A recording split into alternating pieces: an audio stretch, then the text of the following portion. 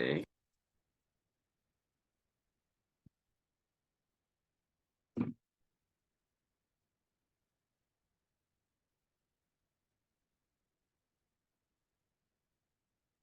Good. Three serious brothers who love to laugh, love, and throw down. Yes, sir. Wow. Brother Yes, to brother, brother to brother to brother. That's We what gonna- this is. Well, we're gonna get to brother. I knew he gonna do that. Hey, I first want to say, I want you to know we're broadcasting today from deep, deep down in the valley. Oh, good. We deep Good. down, and I just want to thank my hosts and family, people whose house I'm at today, deep down in the valley. Deep down. Now you, It's so deep down, it's past Fresno. I ain't gonna say where we at. I was just gonna say, how deep are we, brother? Well, I just said we passed Fresno. Okay. All right. come get you. Now, you in the valley, we in the alley. We gonna come get you. Though. Well, somebody said, well, they saw my background. They said, well, why did you want to come back to Oakland? but you know, we got work to do in Oakland. That's right. Sometimes we just need a little R&R. Isn't that the truth? So Cliff, you want to give us some words or spiritual words today to start it off again? Absolutely. There it is. Dear Heavenly Father, in the name of Jesus, we just once again want to thank you, Father. Thank you for giving us, undeserving as we are, just this slice of glory that you have rained down and poured in us, Father. Really true long distance runners that have been sprinting a marathon. And I am so honored, Father, because I know that all goodness comes from you. Please continue to look over all of us, build a fence around us, give us what we need in order to push on until the finish line and hit the finish line strong. In the name of your precious Son, I pray. Amen and thank God. Amen. Ashe. Amen. Ashe.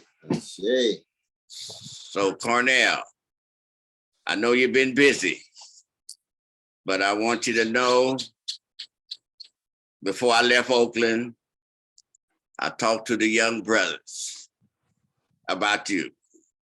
And you know, they gonna play that ageism.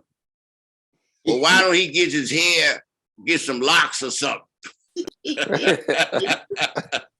tell little brother this is the Ohio players. Yeah, that's right. I love it. Well, we love the young brothers. But they want to know about how they can get some money. You know, that's their topic. How you gonna help them with economics? That's what they want to know. I told them I was gonna ask you to see if you could answer that question. What can you do for Black economics? Yes. I love that question. But before I do, I want the young brothers to know that with Marvin X in their midst, he's given them so much intellectual and spiritual wealth that if they take that in, they would probably deal with the economics in ways we know not of, because they'd be so fired up with their back straight. And part of the great tradition has come out of Fresno, out of the South in Marvin X. And I want to acknowledge that. Anytime I'm in conversation with you, you're a giant, you're a towering figure, you're a lover of our people and other people, but you begin on the chocolate side of town. And after all these years, you got so much style and a smile on your face. I don't know how you do it, but you do it, my brother. And well, we talk about this all the time. So before we get to the questions, yes, keep the proper gratitude, though, brother. We love you and we salute you. Thank you. Definitely. Now, in terms of the young brothers, I'm an abolitionist when it comes to poverty and abolitionist when it comes to homelessness. And so we got jobs with a living wage, which is a guaranteed job, as well as we have guaranteed a basic income. So people have access to money. That might not be as much money as they want because they're going to have to make some wise choices and judgments in terms of how they use their money, being able to gain access to a job that allows them to live with decency and dignity. But there's going to be a massive redistribution of wealth downward. Yes. 1% that now 90%, 1% has exactly the same equivalent as the bottom 90%. And nope, that's going to be gone. Yes. Disinvestment of military, investment in jobs with a living wage, welfare, medical care for all, social housing, which is decent housing, and Medicare, and probably more than anything else, yes, a sense of themselves as a dignified people. Yes, yes. Well, I want you to know I continued talking to the brother, and at first he was against you, but by the time I said, well, I'm gonna bring him over here. If he come to Oakland, I'm gonna bring him by here. Now that changed that rocked his world. He said, well, if you bring him by here, he's gonna get my vote. I guarantee you that. You bring him by here. Right. We going over there. We going by there. All right then. All right then. Now you might have to get his vote, not just to get his vote. Yes. Going by because we love that brother and he's worthy of love and respect. That's right. That's right. So you can multiply that all over the country. You just might have to go in the hood, like you said, and lay hands on them. Yeah, that's right. So you know what? We're gonna launch the campaign. Cliff already knows. Very few people know this, so we're making this announcement somewhere on your show. But August the 25th, we going to Mississippi. Yes. With the Emmett Till family. Yes. And we're going to be focusing on two brothers who've been messed up by the police, mistreated by the police, Jenkins and Parker, Brother Michael and Eddie. Yes. And we're going to be able to have a town hall, and then we're going to be at New Hope Baptist Church on Sunday. Yes. Building on the great legacy of Emmett Till's mama. What date is that? You said August 28th? August 25, August 25th. August 27. Absolutely. Great. Well, you know, Mississippi, goddamn, they need help. That's Nina Simone. Yeah. That's Nina Simone. Yes, sir. Yes, sir. Yes. So you gonna help Brother Chokwe down there, Chokwe Jr.? Shoot, he gonna help us. I'm going down there to learn and listen as well as have a presence. You know what I mean? Yes. Yes. So you know our pastor, Willie P. Cook. We don't exist without Willie P. Cook. He's the spirit of John Genius. He's from Mississippi. Okay. Baptized us January 1st, 1961. All right. So it's an arc in terms of us being able to make our move from Sacto, Willie P. Cook, Mississippi pastor. So let's see if you can begin with telling the people something about the Green Party. A lot of people, they don't know nothing about the Green Party. Can you say something about the Green Party and why you're a part of the Green Party and decided to run on the Green Party ticket? Yeah, the Green Party is a third party that says that both parties have been impediments when it comes to poor and working people. Both parties agree on certain things. They won't touch Wall Street. They won't touch the military budget. They won't touch mass incarceration. They won't touch corporate interests. And they try to function within the context of those taboo issues. They won't touch the Palestinian issue. They won't touch AFRICOM, U.S. presence in Africa and so forth. Now, the Bay Area would know because of Richmond. They had a Green mayor who fought courageously against corporate interests there for many, many, many years. But the Green Party is a party committed to working and poor people. Very, very much so. Well, let me ask you a little, let's go a little deeper in terms of the Green Party, which represents environment. Is that correct? That's a major issue. You can't be committed to poor and working people without being committed to their environment. So what I want to ask you is about the black side of the green movement, how Africa is exploited to get the lithium and the cobalt and the platinum so people can have their electric cars and cell phones and computers, etc. What do you say about the black side of the green movement? Well, you know, there was a major exchange just the other day between the president of Kenya and the president of France. And he said, your IMF and your World Bank have been instruments of US power. We want our own currency. We want our own economic power to have control over our destinies. And so much of that has to do with the exploitation of the natural resources of Africa and the European countries, and especially the United States being at the center, going in, extracting, exploiting the cheap labor, and then coming with big profits and leaving devastation. So it's a matter of Africans having control over their own resources, their own land, and their own destinies. Absolutely. What kind of faith do you have in the African Union as far as addressing Africa's problems, since we're talking on the international level here? I think they're indispensable, but inadequate. I think they're an important voice. They play an important voice in a variety of different ways, but they're still inadequate. And it's partly because the African rulers themselves haven't been strong enough. They've been shot through with too much corruption. They themselves have not been fundamentally dedicated to poor and working people in their own countries, in their own nations. So when they stand up against the West, I'm with them in terms of a critique of the greed of the West. But they also need to be subject to criticism in terms of their own poor and working classes that they themselves too often are indifferent to. And we know, you got levels of just outright unaccountability and unanswerability from the too many African rulers, my brother. Yes.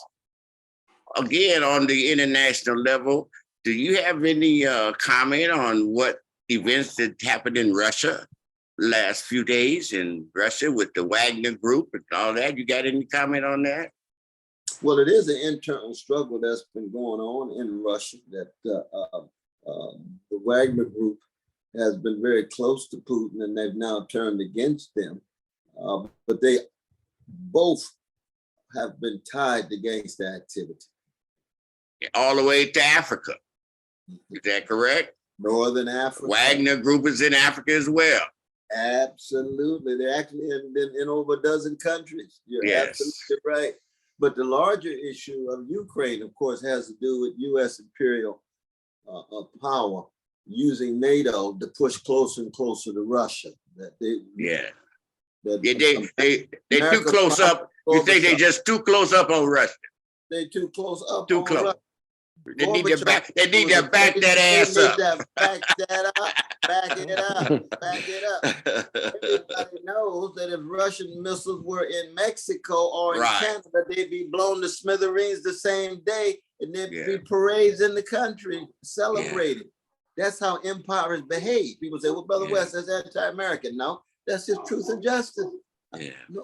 Wherever the truth comes down, wherever justice comes down, that's where we have to stand. Yeah, well, now let's jump from Ukraine back to America.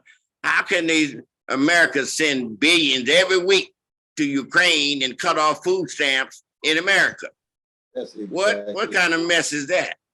That's exactly right. And been doing it for a long time in terms of military expansion and that military industrial complex tied to the war, profiteers who make big money, but they cut off healthcare, they cut off food stamps, they cut off education, they cut off decent housing, they cut off jobs with a living wage. But when it comes to war, wide open. That's what Martin King called warped priorities, my brother. Warped priority. You put money and profit over precious people and their sacred needs. Yes. Well, let's go to the two parties. They've been doing the tango the last few days. We go from the Democrats to the Republicans. What's going on with this drama of Twiddle-dee and Twiddle-dum? What they doing, Cardell? I wish it was the tango, because the tango got style. It's smooth, man. They ain't even got no tango, bro. Oh, ain't even no tango. No, they off the beat. They can't stay on the beat. They bumping up against the walls. And so why? Because they are parasitic on each other. Yes. They parasitic on each other. One of the things that's been at the center of my campaign is my blood brother, because I got a lot of brothers in the world, but I only got one blood brother. Yes. One like him, and that's him. Is that Brother Cliff? That's Brother That's Cliff. Brother Cliff. We're gonna get to him in a minute. I know, but I'll never be half the human being he is. No, that's not right. That's not His true. That's wisdom, not true. integrity, courage, style, and everything else, let alone Yeah. his songwriting. But Yes. and of course, great athlete, but most importantly, most magnificent person. that one. Yes. Yes. Now, what does that mean? That means then that the standards, the spiritual and moral standards have been set. Yes. And you never forget those standards. So even running for president, what does it mean? It means that you know what it is to be connected to people, deeply rooted in people who are servants of the people. Yes. That's what we have in Irene B. West. Yes. Principal, head of the Educational Scholarship Board at Shiloh. Yes. First grade teacher, vacation Bible school teacher in the hood, no matter how well she became in terms of middle class status, she go back in the hood for those weeks to teach those precious children how to read and reading the Bible and other interpretations. Clifton West, member of the trustees, head of Shiloh Arms, which is the arms right across the street from the Black Panther Party in Oakland, with the chocolate side. We grew up in Glen Elder, the other chocolate side. They are exemplars of the highest moral and spiritual standards. Yes. So that me and Cliff, we trying to catch up with them. We never will. Yes. Even though we might be more public, be more well known, we know who sets the standards. Yes. You see what I mean? Yes. And I know you say the same thing in terms of your people. Absolutely. I know whose shoulders I'm standing on. There you go. That's it. That's it. Yeah, that's right. That becomes the bottom line, because that's what fortifies you to be a free Black man, to speak your mind, don't have to ask for nobody's permission as to who you love and how you love and how you serve and how you go about your life, but always being open to criticism. Yes. Always So being I wanted to ask you a question about this, the woman question these days, because I looked at one of your interviews with Miss Ingram, and she asked you about your position on women versus the trans community. And I just wanted to make you go a little further into how you stand on women's rights, women in athletics, and versus men or so-called whatever. Come on, what do you say about that? Can you go a little deeper? I mean, first thing, we just have to take a stand against any form of degradation or demeaning. Yes. Sisters of all colors. But we can start with sisters on the chocolate side, but sisters of all colors. Patriarchy is real. Sexism is real. Misogyny is real. We as three brothers, we were shaped by patriarchy. Absolutely. We learned it in the church. We learned it in the nightclub. We learned it slow dancing under the purple light in the garage. Yes. We learned it a lot of content. So certain things you got to unlearn. Yes. There's certain things you got to grow out of, and you try to mature, but you be honest about that. Now, when it comes to the athletic situation, Cliff and I talked about this, and he's taught me so many things, including this, that there is a sense in which, for example, when it comes to competition, this is what me and Sister Laura were talking about. Yes. It might actually be best that there be three different categories. I think so. That's what I think. Category. Yeah. Trans are precious folk who must be protected, respected, and corrected like anybody else. Right. And they are vulnerable to such vicious violence and assaults and insults and so forth. But if they had their own category, and then the women had and what does that mean? It means then that in terms of the biological dimension, because there is a biological dimension of all of us. There's a biological, there's a cultural dimension. Right. Each person made in the image and likeness of God has the same sanctity and the same dignity. I don't care what class, color, sexual orientation, trans, binary, non-binary. You're made by God, you got value, you got significance, no matter what. But when it comes to sports, you want fairness. And as Cliff was saying, it might be best to have male, female, and trans, and that does make sense to me. But Cliff, I know you want to ask about a whole lot of questions and other things too. But is that a fair characterization of what we talked about? Yes. Yeah. And one of the things too is that it makes a difference, the context of the question, who's asking the question, and what part of the question is not being asked. Notice how Laura Ingram, focused in on women's transing to men. I'm sorry, men's trans to women, but the other way around, she didn't ask. Right. So to be fair to everybody, there needs to be three, so there's equal competition and fair competition across the board. And what way I would have turned it around on her is that the trans have just as much of a right in the track meet as anybody else.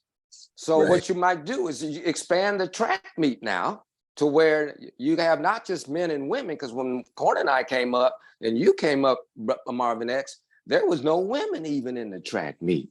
There was only males. Yes. So not till 1974, which is, we was all grown and gone by then, did women even have a presence in the track meet we're talking about. So now it's time for trans to have a track, have a presence, have their events, same events as well. Yes. What about this, Cornell? I've long thought about there should be a Department of Women's Affairs where women can address such issues as abortion, et cetera, et cetera, et cetera. What do you think about that? Should men be all infused in the matter of women's bodies? That's a wonderful, wonderful point. I'll put it this way, that if men could have babies, there would be a very different discourse on abortion. Right. I tell you that right now. That's how real patriarchy is. Yes. Now, there's some complicated issues around abortion. We understand that in terms of when a person becomes a person, every person has dignity. I can appreciate those kind of deep concerns. Those are deep moral and spiritual concerns. But the fact that women's bodies have been used and viewed historically as simply vehicles for male pleasure, vehicles for male subordination, vehicles for male exploitation. Now that is as real as a heart attack. That cannot be denied. So when women's voices emerge, we have to listen. And to have a Department of Women's Affairs is one of the ways in which those voices would be heard. Now, granted, depends on what kind of women. You can get women who are socialized by patriarchy. Yeah. Who start sounding like men, just like you have black folks socialized by white supremacy. Right. They're just extensions of white supremacy sensibility in black skin. So you have to have folk who are willing to think for themselves and be parts of traditions that have hit male supremacy. Well, and what about at the same time, Department of Men's Affairs to deal with male issues that we are not dealing with properly as far as I'm concerned? Should there be a Department of Women's Affairs, or Men's Affairs, excuse me? Well, the thing is, I mean, all the other departments for so long have basically been departments of men's affairs. All right. It didn't call it that, but it was that's what it's been. running thing. But the distinctive issues that relate to men, psychically, spiritually, culturally, that's important, because if you only have Treasury and State Department and Defense Department, that's not going to really deal with those kind of issues you're concerned about. Yeah, I mean, and on that point, I mean, what about the fact that 30% of the women are raped in the military and 30% of the men? What's going on here? Is it that high? Is it that high? Last time I heard. I didn't. Last time I heard. Wow, you teach 30%. Teaching me again. Nah, we can fact check. Somebody can fact check. Absolutely. Yeah, that's what I heard. Lord Almighty. Yes. So something is going on here at Barry Shexting. Something very, very wrong. You ain't lying. But let's go back to your campaign. Now, where you at now, and what are the real critical issues that you want to people to know about that you have a different take on? Well, one, I want people to know that I am an abolitionist. I don't want a slice of poverty to be eliminated. I want to abolish poverty. How are you going to do that? How are you going to abolish poverty?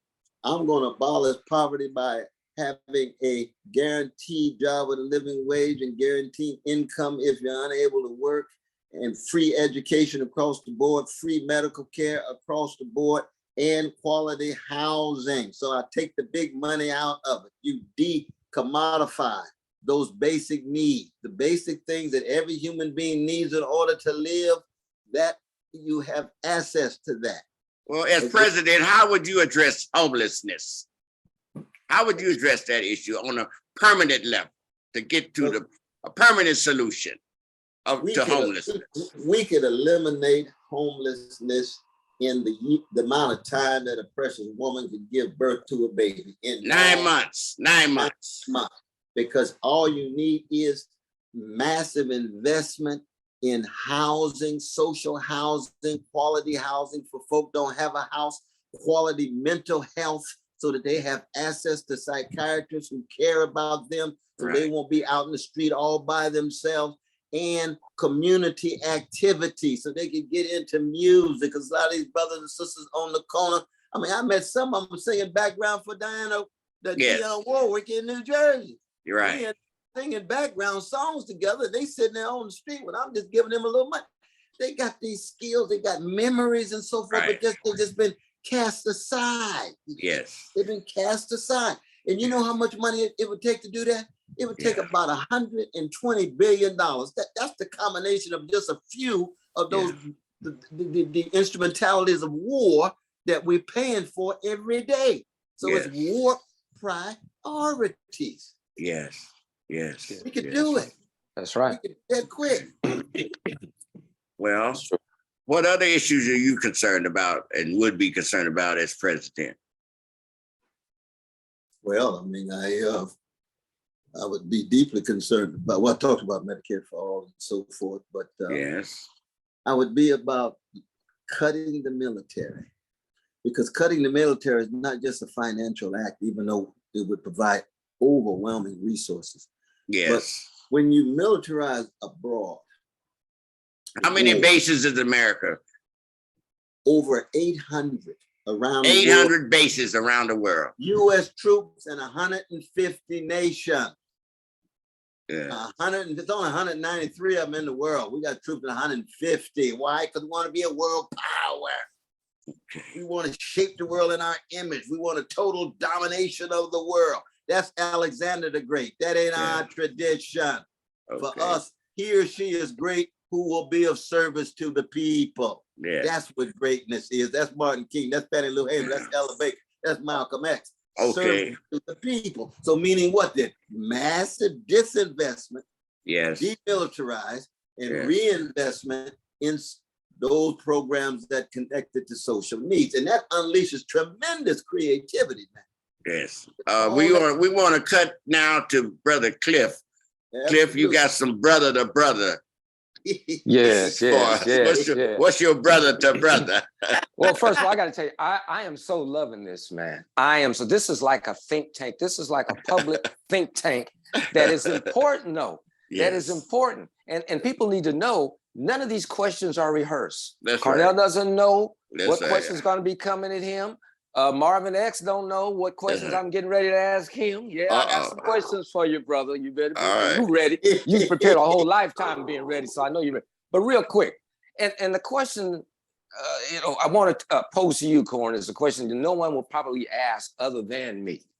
So it's really getting down under the West brother covers, as it were, if you will. That only Marvin X show would allow. And only this can only happen on the Marvin X show. Only happen in the world on the Marvin X show. It can only happen if we deep enough in the valley. See, if we weren't deep enough in the valley, I wouldn't have come up with the question, because I didn't even have this question until I found out how deep we was in the valley. Come on with it. Cornell, I want you to engage in a little bit of self-analyzation right now. Yes. And I know that music is so much, we know that music is so much a part of your life, your identification, your psychic, your spirit, your soul. Why do you believe music plays such an importance in your life? What does that reveal about you? What does that say about you as a human being trying to serve the people? And now in your quest for trying to do it from the highest seat in the land. Yeah. Wow.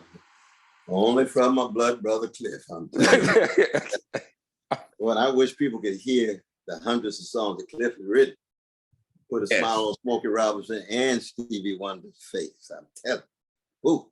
But no, music for me is that which is beyond language. Anybody who has a sensitivity to the suffering of people and a commitment to trying to focus on it and overcome as much of it needs something more than language. Language snaps, it breaks, it slips and slides. And the only thing greater than language is sound, light, and love. Come on now. All right. And so music is the closest thing we have that gets us beyond language, but still connects us to our response to suffering and moans and groans and cries, wails, all of those. That's what you get at a funeral. That's what you get when you're feeling at the visceral level of your humanity and you know that language is getting in the way. And we happen to come from a people who have created the greatest musical tradition in the modern world, transfiguring moans and groans and wails and cries into a sonic sound and an acoustic articulation in spirituals and gospel and jazz and rhythm blues and hip hop. And what do we get in that music? First, we begin with catastrophe. That's what the blues is, catastrophe. Lyrically expressed. Nobody loves me but my mama, and she might be driving too. Strange fruit. Hellhound on my trail. That's Robert Johnson, 1937. Yeah. And we ain't even got Love and Need a Love, Stevie Wonder. But catastrophe, you got to be honest about the catastrophe. Now, most of the country's in denial of the catastrophe. Black slavery, whatever the catastrophe is, but slavery and Jim. They end up, no, we not gonna deny it. Curtis Mayfield ain't gonna deny it. Aretha ain't gonna deny it. Otis Redding ain't gonna deny it. The dramatic, telephonic main ingredient, the whispers. They say, how do we deal with catastrophe? We artistically transfigure it so we can confront it. Don't allow it to have the last word, but it ain't gonna be just language. It's gonna be beat, rhythm, tone, temper, syncopation. What's the other element of our tradition? Swing. Don't mean the thing ain't got that swing. What is swing? It is a conception of time that we find both in our music and in our musical lives, the way Black people walk and talk and preach and relate off the beat, round the beat, under the beat. It's a blue note that becomes a swing so that we have a conception of time that never allows us to become so hopeless and helpless, even though it looks like we're hopeless. Hopelessness will not have the last word. Sing a song, play it on the piano. Even if you only got European instruments, play that sax, Coltrane, created by Adolphe Sax in Belgium in 1845 in a way that no Europeans ever played it before, but it's still a European instrument, but it's been Africanized because of the swing and because of the catastrophe confronted. Listen to Coltrane's Alabama. Whoa, the full of precious girls. Woo. Meaning what? It authorizes a better future, Afrofuturism. Right. It authorizes a better future when there's no way out. We're still looking for a way out. It could be in our church context where God creates a way out of no way. Where the preacher provides some hope in a situation where it's overwhelming hopelessness, or when the music that you write yourself, where the tenderness and the sweetness is so overwhelming. And soul ain't nothing but the sharing of a soothing sweetness against the backdrop of grim catastrophe. That's what it is to be a soulful person. When Bootsy say, James Brown is soul brother number one, we say, Bootsy, you soul brother number one. He said, no, you soul brother number one. He said, we're sharing a soothing sweetness in our sound and in our lives for people who told they have no hope, told they have no way out. And then last but not least, improvisation. You don't need no notes. You don't get up there imitating and emulating. Your discipline is so tight that you can on the spot improvise and follow what other people are following because you learn how to listen. Like Ella Baker, we learn how to listen on the ground. We don't have to follow our leaders uncritically. We can criticize our leaders and still have movement. That's jazz. That's what blues is. That's what the Temptations are. That's David Ruffin. Why not Mississippi? That's where he's from. Where you get that tenderness, that delicacy, that sophistication, David. He said, I learned it from a people who shaped me and created the greatest tradition of the modern world, which is Black music. So my campaign ain't nothing but Black music spilling over into intellectual politics. All right. Okay. All right. Ashe, as Marvin X would say, Ashe. Ashe. I see right now. I did ask the right question. Economics, social. I hit a nerve. I hit a nerve. History. That's it. We talking about improperly. We flexible. We ain't dogmatic. All right now. I did ask the right question. Now what you got for me? What you got for me, buddy? I got one for you, my brother. I got one for you. Okay, and actually I had two I was picking from, but I think I'm gonna ask this other one based upon the conversation we've already had. Marvin X, you again, like we said before, you truly have been a long distance runner and fighter in this battle for justice and so forth, and social justice, for equality, and even more than that, for love, for decency, for integrity across the board, but starting off, like Corn was saying, in the chocolate community. And one thing I like about you so much is your humility, brother. Your humility, Marvin X, may be one of your most powerful characteristics. Oh, Lord. It is character. If somebody would argue with you about that one. Oh, I know, but let me go ahead and get to your question. My question to you is this: in this long distance run that you've had, what has been your biggest challenge in all these years in fighting for justice and equality? Well, Wonderful. I think that my biggest challenge is trying to synchronize my relationship with myself, my family, and the community. And so that can work harmoniously, in which, it all